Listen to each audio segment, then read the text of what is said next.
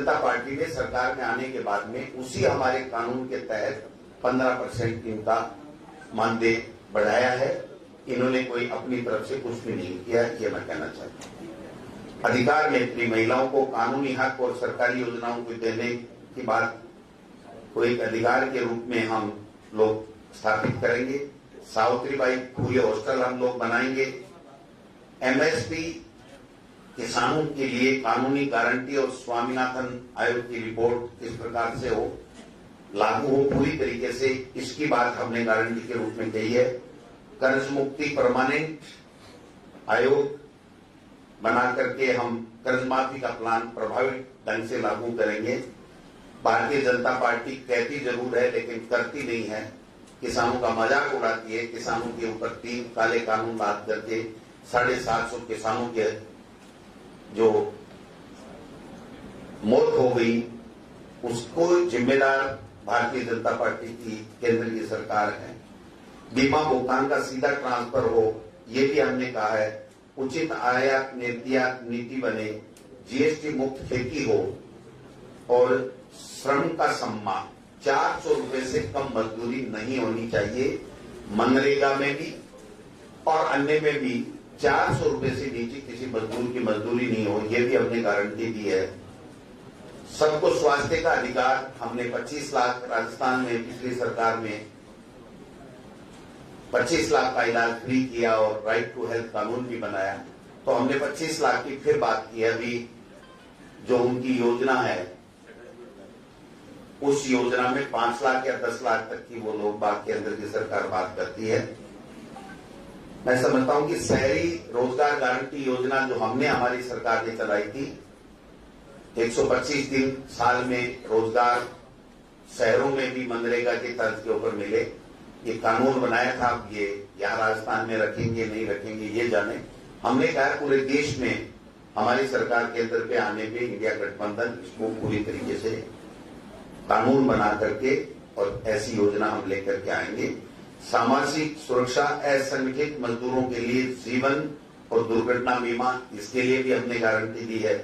सुरक्षित रोजगार के लिए कॉन्ट्रैक्ट सिस्टम मजदूरी बंद हो और स्थायी नौकरियां हो, जिससे उसके ऊपर खतरे के बादल नहीं मंडराएं और वो आराम से अपना जीवन नौकरी मिलने के बाद में उसको किसी तरह की चिंता नहीं हो, वो परिवार चला सके। गिनती करो, सामाजिक एवं आर्थिक समानता के लिए हर व्यक्ति हर वर्ग की गिनती हो, उसका सामाजिक किस प्रकार का रहन सहन है, किस प्रकार से वो रह रहा है, आर्थिक उसके पास में क्या सिस्टम है नहीं है, इन सब चीजों पर मूल्यांकन हो, इन चीजों का सर्वे हो और उसके बाद में उनके लिए अच्छी योजनाएं बने। जो पिछड़े हुए लोग हैं, जो सामाजिक रूप से आर्थिक रूप से, उनके ऊपर कैसे उनका जीवन स्तर सुधारने के लिए हम उनकी गिनती करने के बाद में उसी तरीके से बजट और योजनाएं हम लोग बना करके उनको लाभान्वित कर सकें। ये बात भी कही है। आरक्षण का हक 50% की जो सीमा है उसको हटा करके हमें SC/ST का और जो भी जनगणना हो जाएगी जातिगत, उसके बाद में जिस प्रकार का जिनका जितना हक बनता है, चाहे वो EWS हो, चाहे वो OBC हो, चाहे वो SC/ST हो, उनके हिसाब से उनको आरक्षण का लाभ मिले। 50% की जो सीमा की बाध्यता है उसको हम समाप्त करने की बात हमने वादा किया है। और SC/ST सब प्लान की कानूनी गारंटी, जितनी उनकी आबादी उतना उनका बजट होना चाहिए, ये गारंटी भी हमने कहा है, ये गारंटी भी हम लोग दे रहे हैं। जल जंगल जमीन का कानूनी हक 1 साल में फैसला हो उनके ऊपर, वो जो वनवासियों का अधिकार है उसको हम लोग 1 साल के अंदर कड़ाई से उस कानून जो बना हुआ है उसको लागू करेंगे। और अगर उसमें कोई संशोधन की आवश्यकता होगी और ज्यादा उसको बेहतर करने के लिए, उनके हकों को उनको न्याय देने के लिए, तो हम लोग ये वो चीज भी करेंगे। अपनी धरती अपना राज, जहां ST सबसे ज्यादा वहां पैसा ज्यादा लगे, ये बात भी हमने कही है।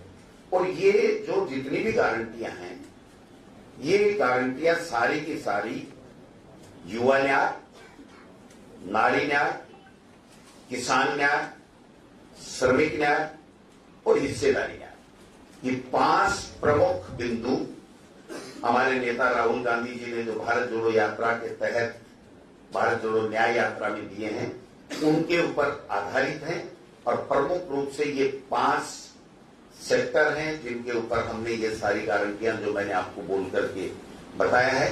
एक बार मैं इन 5 को प्रमुख रूप से जो युवाओं के लिए है, 1 लाख वेतन, हर शिक्षक युवा की पहली नौकरी पक्की, नारी न्याय के लिए 1 लाख रुपए हर साल हर गरीब परिवार की महिला को दिए जाएंगे। किसान न्याय में एमएसपी का कानून गारंटी से लागू हो, स्वामीनाथन आयोग की रिपोर्टें लागू हो, ये हो। श्रमिक न्याय में 400 रुपए कम से कम, मनरेगा हो चाहे कहीं भी हो, एक श्रमिक की मजदूरी हो। और हिस्सेदारी का न्याय, गिनती करेंगे जो सामाजिक आर्थिक समानता के लिए हर व्यक्ति हर वर्ग की गिनती करके उसके हिसाब से उनको हिस्सेदारी मिले और जहां आवश्यकता हो, जहां पिछड़ापन हो, वहां पर उसके हिसाब से बजट का निर्धारण करके और हम लोग उसको आगे बढ़ाने का काम करेंगे, उसको मजबूत करने का काम करेंगे। अब मैं दूसरी बात कहना चाह रहा हूं कि हमारी गारंटी और उनकी गारंटी में क्या फर्क है। हमारी गारंटी पे भरोसा क्यों होना चाहिए देश और प्रदेश की जनता को, उनकी मोदी जी की गारंटी के ऊपर क्यों नहीं होना चाहिए, इस बात के ऊपर मैं आना चाहता हूं। यूपीए सरकार ने आपने देखा होगा कि राइट टू एजुकेशन, मनरेगा, फूड सिक्योरिटी एक्ट ऐसे कानून बनाए और केंद्र की सरकार ने जो जो बातें कही कि ये मोदी की गारंटी है, ये मोदी की गारंटी है, वो एक भी वो पूरी नहीं कर पाए। इसके ऊपर मैं बता देना चाहता हूं। इसलिए आज की तारीख में भी देश के प्रधानमंत्री जी कह रहे हैं कि ये मोदी की गारंटी है, तो वो जुमला है, वो झूठ है, वो कभी लागू नहीं होगा। आप देखिए कि ईआरसीपी के लिए राजस्थान में राष्ट्रीय परियोजना घोषित करने के लिए मोदी जी ने 2018 में अजमेर और जयपुर में कहा था कि राजस्थान की वसुंधरा राजे जी से मेरे को चिट्ठी मिल गई है, प्रोजेक्ट रिपोर्ट मिल गई है, हम इसको लागू करेंगे। आज की तारीख तक वो वादा नहीं निभाया गया, हवा हवाई है। अभी मुख्यमंत्री जी के पास कोई पर्ची आई है दिल्ली से, वो भ्रमण करते हैं हेलीकॉप्टर से और भाषण देते हैं और लोगों को भ्रमित करते हैं कि हमने समझौता कर लिया। वो समझौता आज तक हमारे किसी के पास में नहीं है। क्या उन्होंने समझौता किया, कैसे पानी मिलेगा, कैसे वो आगे होगा, घूम घूम के गजेंद्र सिंह जी और मुख्यमंत्री जी अपने खुद के होल्डिंग खुद के पैसे से लगा रहे हैं और खुद ही वहां 10-20 पार्टी के लोगों को बुला करके कहते हैं हमारी जिंदाबाद बोलो और हमारे नारे बोलो। तो मैं समझता हूं कि जनता हंस रही है उनके ऊपर कि आप क्या कर रहे हो, आपने कर क्या दिया। आपके पास जो एमओयू की बात कर रहे हो वो एमओयू नहीं है जनता के सामने। आपने 1 लोटा पानी नहीं लाए, 1 रुपए का बजट नहीं दिया और आप खुद के होल्डिंग खुद के पैसे से लगाए। पैसे तो इलेक्ट्रल बॉन्ड से बहुत आए हुए इनके पास में, इसलिए पैसे लगाने में इनको कोई जोर नहीं आ रहा है। दूसरा मैं कहना चाहता हूं कि देश के प्रधानमंत्री जी ने इसी विधानसभा चुनाव में यहां पर बोला था कि राजस्थान में पेट्रोल 12 रुपए हरियाणा से ज्यादा प्रति लीटर बेचा जा रहा है, ये लूट मची हुई है। दिसंबर में मेरी सरकार आने पे, भाजपा की सरकार आने पे हम लोग इसको सम्मान कर देंगे। ये 12 रुपए जनता की जेब से नहीं निकलेंगे।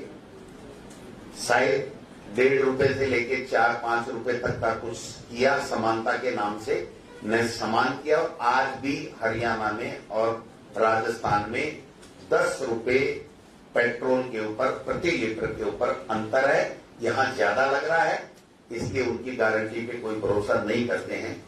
2 करोड़ लोगों को प्रतिवर्ष नौकरियां देंगे, ये गारंटी और वादा भी मोदी जी ने किया था, वो आज तक पूरा नहीं हुआ। हर व्यक्ति के खाते में काला धन हम विदेशों से लाएंगे, कांग्रेस के लोगों ने जमा कर रखा है, वो 2-15 लाख रुपए हर व्यक्ति के खाते में हम डाल देंगे, वो भी आज तक जुमला ही है।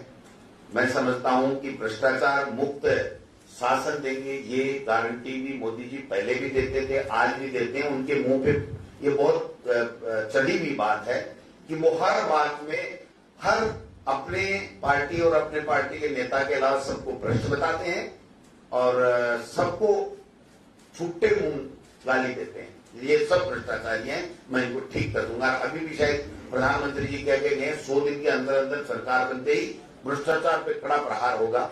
सुप्रीम कोर्ट ने भ्रष्टाचार पे कड़ा प्रहार कर दिया मोदी जी, उसके ऊपर आप अपनी प्रतिक्रिया दीजिए।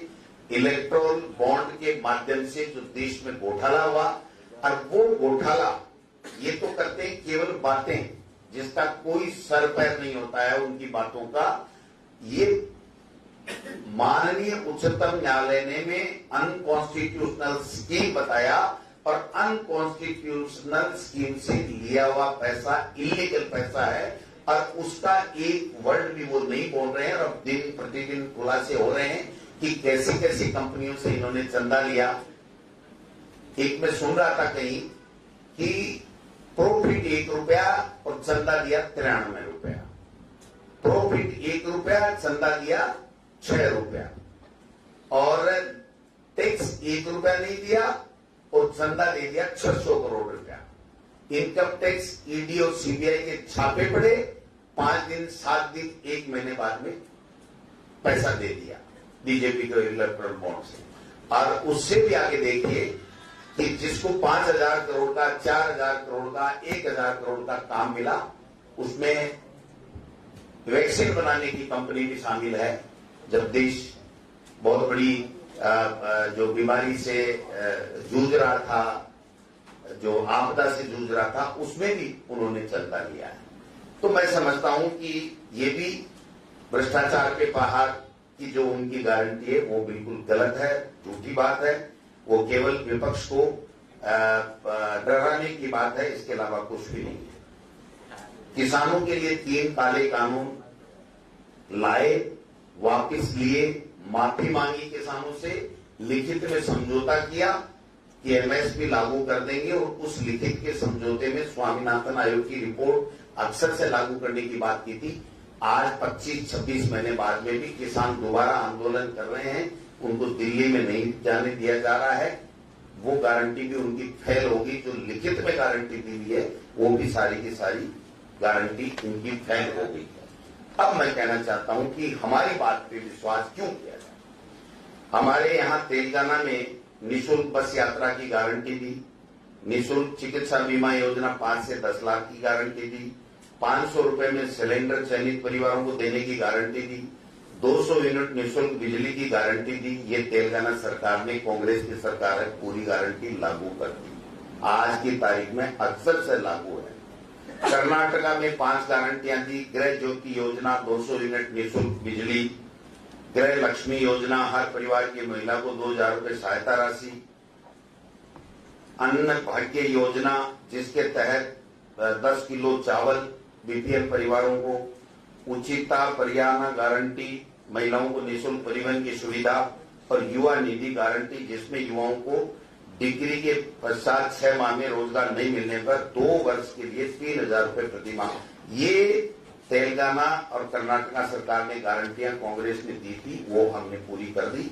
हिमाचल ने ओपीएस की गारंटी दी थी, इंदिरा गांधी प्यारी बहना सम्मान निधि की कहा था 18 से 60 वर्ष की पात्र महिलाओं को 1,500 रुपए प्रति माह सहायता राशि, वो कर दिया, ओपीएस कर दिया। राजीव गांधी स्टार्टअप योजना के लिए 800 करोड़ रुपए का प्रावधान का कहा था, वो कर दिया। अंग्रेजी माध्यम स्कूलों की वहां पर कहा था, वो हम कर रहे हैं। किसानों के लिए हिमाचल में गेहूं और मक्का की प्राकृतिक फार्मिंग पर एमएसपी की खरीद की जा रही है। गाय का दूध का मूल्य 32 से 45 और भैंस का दूध का मूल्य 32 से 55। ये हमने गारंटी दी थी, जो गारंटियां हमने पूरी कर दी। अब आखिरी में मैं आता हूं कि राजस्थान की सरकार ने जो हमसे संबंधित है सीधा सीधा, और आप सबने देखा है और उसका लाभ भी लिया है कि राजस्थान की सरकार ने 10 गारंटियां दी थी। वो 10 की 10 गारंटियां हमने लागू कर दी। आपने देखा होगा 500 रुपए में सिलेंडर 76 लाख परिवारों को हमने दिया। अब इन्होंने कुछ कम किया है, वो तो मजबूरी है, इनके चुनाव आ गए, वरना ये पहले भी कर सकते थे। 100 यूनिट निःशुल्क घरेलू बिजली, 200 यूनिट निःशुल्क कृषि बिजली, free ration, food packet, MNREGA में 125 दिन का शहरों में रोजगार, मनरेगा में रोजगार 125 दिन का और शहरों के लिए 125 दिन का रोजगार के लिए इंदिरा गांधी शहरी रोजगार गारंटी, सामाजिक सुरक्षा में 1000 रुपए मानसिक पेंशन और प्रतिवर्ष 15% ऑटोमेटिक बढ़ेगा इसका कानून। 1 करोड़ लोगों को इससे लाभान्वित हो रहे हैं इस योजना से। मुख्यमंत्री कामधेनु पशु योजना में 40,000 रुपए प्रति पशु बीमा के रूप में लोगों को दिया गया है जिनकी लंबी से गाय मर गई और डॉक्टर का किसी के पास 25 सर्टिफिकेट था। तो चिरंजीवी योजना 25 लाख रुपए तक का इलाज फ्री और इंदिरा गांधी स्मार्टफोन हम घोषणा ज्यादा की थी लेकिन हम 40 लाख बांट पाए। तो ये 10 गारंटियां थी जो हमारी कांग्रेस की सरकार ने यहां पर दी थी। बाकायदा उसको पूरा किया गया। तेलंगाना और हमारा हिमाचल और हमारा कर्नाटक, वहां पर जो हमने सरकार बनने से पहले कांग्रेस पार्टी ने कहा वो सारी की सारी गारंटियां जो हमने पूरी की हैं। इसलिए हमारी कांग्रेस का जो वचन पत्र है, जो गारंटियां हैं, उस पे देश की जनता पूरा विश्वास करती है और मोदी जी के जुमलों पे, मोदी जी की गारंटियों पे कतई विश्वास नहीं है, क्योंकि वो केवल चुनाव में आते हैं, भाषण ठोकते हैं, अपनी गारंटी बताते हैं और उसके बाद में वो गायब हो जाते हैं। जब दोबारा चुनाव आते हैं तभी वो लोग आते हैं। आपने देखा होगा। अंत में एक बात और कहना चाहूंगा कि देश के प्रधानमंत्री जी ने महिलाओं के लिए आरक्षण का कानून पारित कराया और पारित कराने के बाद में वो एक ऐसा कानून है जो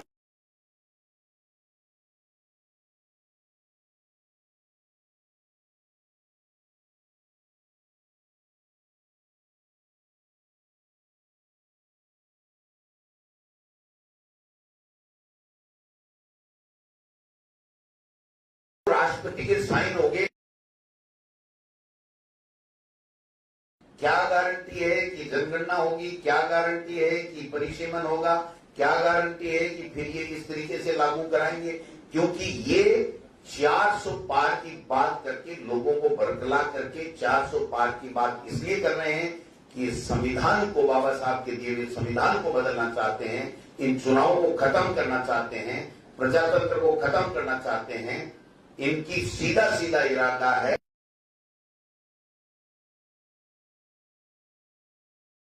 कि आपके बाद में अगर ये आप आ गए तो हमें दोबारा चुनाव नहीं कराना। इस प्रकार की व्यवस्था कर देंगे कि किसी के लिए वोट के पास जाने की जरूरत नहीं है और जनता से वादे करने की आवश्यकता नहीं है, काम करने की आवश्यकता नहीं है। इस प्रकार की सोच के साथ में ये भाजपा के लोग आगे बढ़ रहे हैं।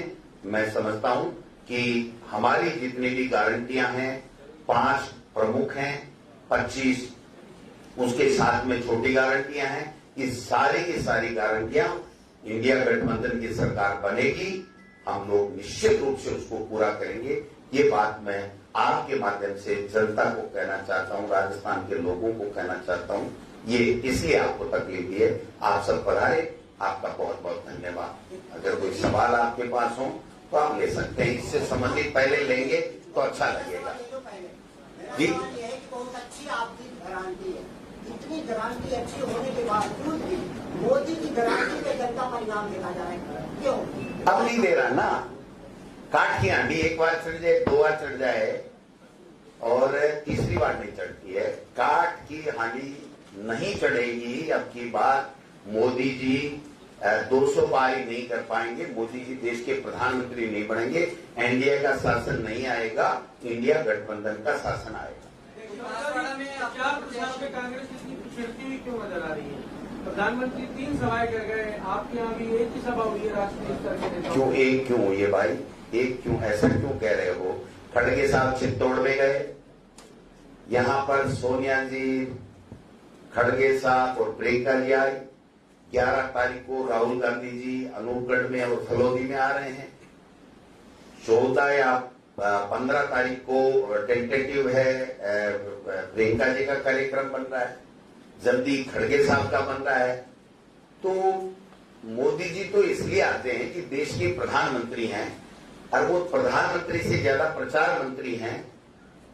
मैं समझता हूं कि हमारे जो लोग आते हैं वो जो बात कहते हैं उस बात में वजन होता है, उस बात को हम अक्सर से लागू करते हैं। इनको तो केवल वैसे भ्रमण करना है, लोगों को भ्रमित करना है, भाषण ठोकना है, इसके अलावा क्या काम है इनके पास।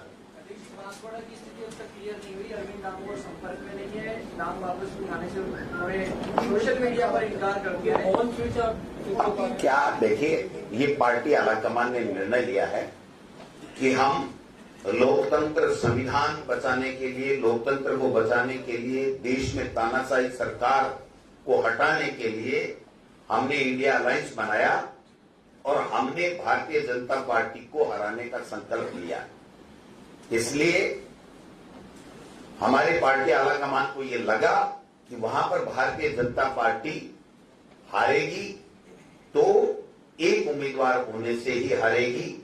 इसलिए हमने वहां पर विधानसभा में बांसवाड़ा, बागीदोरा में और लोकसभा बांसवाड़ा में, बांसवाड़ा डूंगरपुर का एक लोकसभा है, उसमें हमारे उम्मीदवार को नई उम्मीदवार मान करके हमने उनको बाप को समर्थन दिया, बाप पार्टी को समर्थन दिया। अब फार्म उठेगा नहीं उठेगा ये काल्पनिक सवाल है, अभी 3 बजे नहीं, इसलिए इस पर मैं कोई जवाब नहीं देना चाहता। सर 15 मिनट ही है सर, कोई बात नहीं, 15 मिनट में तो पता नहीं क्या क्या हो जाता है भाई साहब। सर शेखावत साहब ने बोला है कि ईआरसीपी को, कौन से शेखावत साहब? एक ही है सर, गजेंद्र शेखावत साहब है, गजेंद्र सिंह जी ने जोधपुर, अच्छा उन्होंने ये कहा है कि ईआरसीपी को गहलोत साहब ने पॉलिटिकल वेपन की तरह यूज किया। ब्यूरोक्रेसी सपोर्ट में थी बट उसको पॉलिटिकल वेपन की तरह यूज किया गया, इसलिए काम पूरा नहीं होने दिया गया। सत्य बात बताऊं, बताइए। मेरी थोड़ी आदत ज्यादा है सत्य कड़ी। सर धीरेन्द्र शास्त्री भी जोधपुर में, उस पर बोल दीजिए। वो कोई बात नहीं, वो तो कहीं भी आए, बाबा हैं, कहीं भी आए, कहीं भी जाए। गजेंद्र सिंह जी शेखावत साहब को ये ईआरसीपी पे बोलने का अधिकार ही नहीं है। इसलिए नहीं है कि राजनीति उन्होंने की है कि वसुंधरा जी की, उनकी अदावत के कारण से वसुंधरा जी की बनाई हुई जो डीपीआर थी उसको स्वीकार मोदी जी को और गजेंद्र सिंह जी को करना नहीं था। हमारा रोल कहां था आप बताइए ना, हमारा रोल कहां है? वसुंधरा जी ने बनाया, मोदी जी ने अजमेर और जयपुर में 2018 में वादा किया कि वसुंधरा जी की रिपोर्ट हमको मिल गई है डीपीआर और हम इसको राष्ट्रीय परियोजना घोषित करके और इसको आगे बढ़ा देंगे। आज तक बढ़ाया नहीं। अब गजेंद्र सिंह जी कह रहे हैं हमने एमओयू कर दिया, उस एमओयू की कॉपी नहीं है जनता के पास में, मीडिया के पास में कॉपी नहीं है। भाई साहब, बीजेपी की आदत बन गई है कि झूठ बोलो, बार बार बोलो, जोर से बोलो और इतनी जोर से इतनी ज्यादा बार बोलो कि जनता को वो सच लगने लगे और वो वोटों की फसल काट लें। लेकिन अब ऐसा होने वाला नहीं। जी आपने कहा कि आपको सीधी और सच्ची बात कहने की आदत है। जी अच्छी आदत है जी। आपने इस सरकार को पर्ची की सरकार भी कहा था। हाँ कहा, अभी भी कह रहा हूँ। अभी आप एक सामान्य सांसद हैं, आपने मंत्री वाला बंगला जो लिया 8 अस्पताल मार्ग वाली सरकार से। बस विधायक हूँ, विधायक को तो विधायक टैक्स में जाना होता है, मंत्री विधायक आवास ही है वो विधायक आवास है, तो मंत्री वाले बंगले नहीं वो विधायक आवास है। आप थोड़ा अपनी नॉलेज को अपडेट कर लेना टैक्स लगे हुए हैं, वो विधायकों भाई साहब। वो तो आप थोड़ी तय करोगे, ये तो विधानसभा तय कर दी है ना कि विधायक आवास जो विधानसभा के पूल में है उसमें विधायकों को वो आवंटित करती है। तो इसमें किसी को कोई तकलीफ क्या हो सकती है? फायदा लेने के लिए गली निकाली किसने निकाली? किसने लिया फायदा? विधानसभा पुल की किसने लिया? किसने लिया? पर्ची वाली सरकार ने लिया ना फायदा। काय की पर्ची वाली सरकार? कौन देता है ऐसे? आपको तो नहीं दिया, फिर और किसी को तो नहीं दिया। मेरा राइट होगा तब दिया होगा, क्या दिक्कत आ गई इसमें? और कोई सवाल?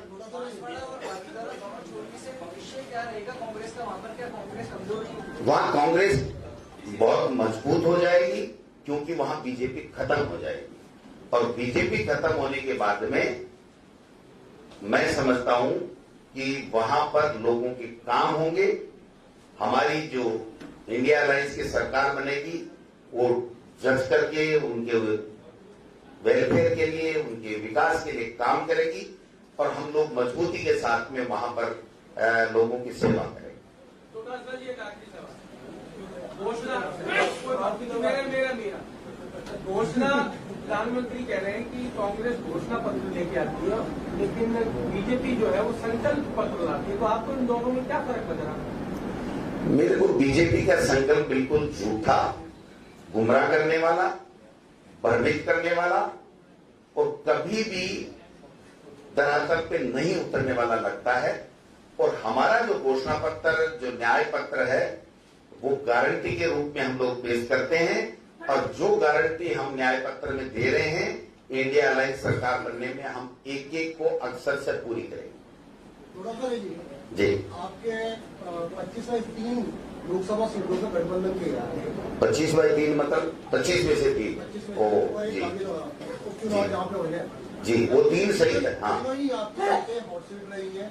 आपका विधानसभा में अच्छा प्रदर्शन हुआ है, सीकर, नागौर और अब बांसवाड़ा और साथ में भागीरथी भी उपचुनाव हुए, तो क्या कारण है सर? बड़े लक्ष्य को हासिल करने के लिए छोटा मोटा स्वार्थ छोड़ा जाता है। हमें बड़े लक्ष्य प्राप्त करना है। हमें भारतीय जनता पार्टी की तानाशाह सरकार को, जुमलेबाज सरकार को और लोकतंत्र को बचाने के लिए उनको हटाना है। इसलिए हमने समान विचारधारा के लोग जो लोकतंत्र को बचाने के लिए, संविधान को बचाने के लिए हमारे साथ आए हैं, उन मित्रों का पूरी तरीके से मान सम्मान करते हुए, हम बड़े भाई के रोल में थे, इसलिए हमने उनका मान सम्मान किया है, सबको साथ लिया है।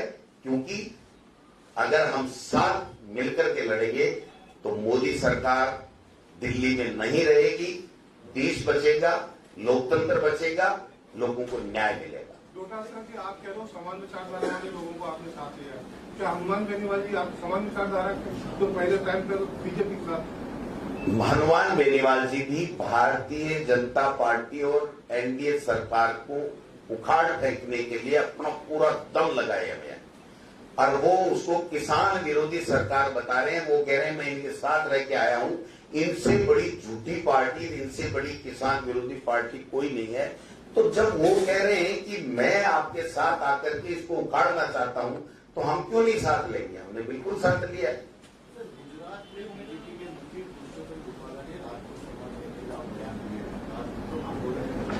और यहाँ पर आत्म सभा से भी बात एजुकेशन कह रहे हैं, क्या आपकी पार्टी जाके उन लोगों को समर्थन देगी क्योंकि वो बीजेपी के खिलाफ?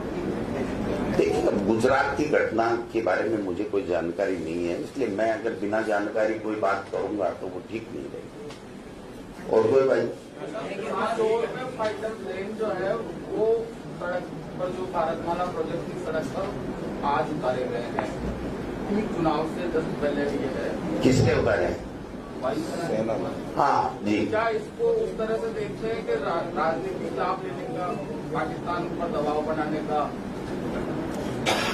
देखो, ये तो पूरे देश में सच्चाई सामने आ चुकी है कि सेना हो, नौजवान हो, चाहे वो दलित हो, चाहे वो ओबीसी हो, इनके सबके नाम का दुरुपयोग करते हुए ही 10 साल से मोदी जी केंद्र में सत्ता में बने हुए हैं। आज ओबीसी की कोई बात करता है तो देश के प्रधानमंत्री जी नहीं बोलते हैं और सबसे पहले उन्होंने नारा दिया था कि मैं गरीब ओबीसी, चाय बेचने वाला, चाय वाले कोई नहीं बख्शा भाई साहब, आप क्या बात कर रहे हो? पुलवामा, सेना के ये कर देंगे, हमने अधिकार दे दिए हैं, पहले बोल नहीं सकता था सेना का सैनिक, अब बोलने लग गया है, कहां कहां भाषण सुन रहे हैं सेनाओं के, हमने तो नहीं देखा। पहले भी वही हमारी सेना देश की एकता और अखंडता के लिए, स्वाभिमान के लिए काम करती थी, आज भी करती है। पहले भी सेना ने वो काम किए, छक्के छुड़ाए हैं विरोधियों के। तो आज तो कुछ इन्होंने किया है कि देश के 2 टुकड़े, पाकिस्तान के 2 टुकड़े कर दिए थे, उसकी बात नहीं करेंगे। एक न्यूज चला देंगे, प्लांट करवा देंगे, ये हो गया पाकिस्तान में, ये कर रहे हैं मोदी जी, ये कर रहे हैं मोदी जी, ये कर रहे हैं। सब कुछ देश के प्रधानमंत्री नहीं करते। हर अंग का, हर वर्ग का, हर संवैधानिक संस्था का अपना अपना रोल होता है और वो कानून के दायरे में रह करके, अपना कानून में रह करके वो काम करती है और वो करती है। लेकिन उनकी आदत बन गई है कि हर चीज में माइलेज ले, हर चीज में माइलेज ले और उसको वोटों में तब्दील करो। लगातार प्रहार जारी है आपके ऊपर, पहले भी आप मुझे तो उनकी बुद्धि पे तरस आता है और मैं तो बीजेपी से डिमांड करूंगा कि अगर मेरी एक बार भी 5 साल में मानो तो यही मान लेना कि दिलावर साहब को शिक्षा मंत्री 5 साल रखना।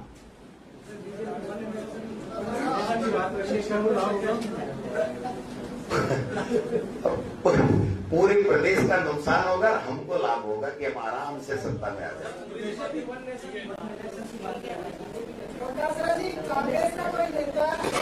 उसमें नहीं भाई साहब, जुमलेबाजी की सरकार है, दिल्लीबाजी उसको हटाना है, सीधा सीधा काम। हाँ भाई, कांग्रेस का कोई नेता बीजेपी में शामिल होता है तो तब आपको ज्यादा दुख होता है, और बीजेपी का कोई नेता आपके पास आता तो आपको ज्यादा खुशी होती है? भाई देखो, मुझे तो देश के लोग खुशी खुशी रहे, भाईचारा कायम रहे, देश प्रगति करे, राष्ट्र दिन प्रतिदिन मजबूत बने, हम सब लोग ऐसे ही मिलते रहें, हंसी खुशी के माहौल में रहें और सब ठाट से रहे, इसमें ज्यादा मजा आता है। थैंक यू भाई, नमस्कार, धन्यवाद।